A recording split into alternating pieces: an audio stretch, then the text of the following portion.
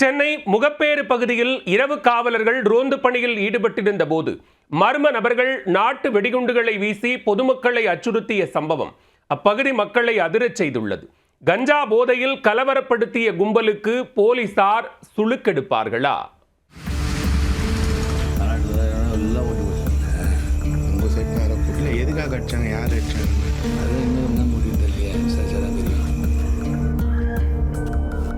சென்னை முகப்பேறு வேணுகோபால் தெருவில் வசித்து வருபவர்கள் மணிவண்ணன் மற்றும் மணிமாறன். ஆம்புலன்ஸ் ஓட்டுநர்களான இவர்கள் இருவரும் ஒரே வீட்டில் குடும்பத்துடன் வசித்து வருகின்றனர்.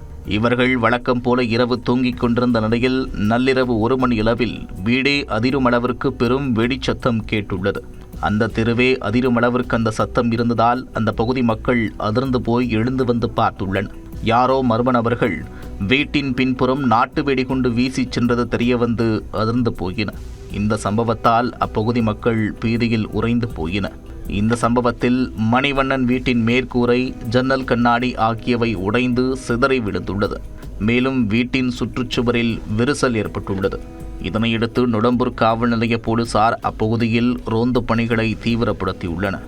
காவலர்கள் பாதுகாப்பு பணியில் இருந்தபோதே 2வது முறையாக வேணுகோபால் தெருவில் நாட்டு வெடிகுண்டுகளை சாலையில் வீசிச் சென்றுள்ளனர் மர்ம நபர்கள். இதனையடுத்து திருமங்கலம் சரக காவல் உதவி ஆணையர் பிரேமானந்தம் தலைமையிலான காவலர்கள் நாட்டு வெடிகுண்டு வீசப்பட்ட பகுதிகளை நேரில் பார்த்து விசாரணை நடத்தினர்.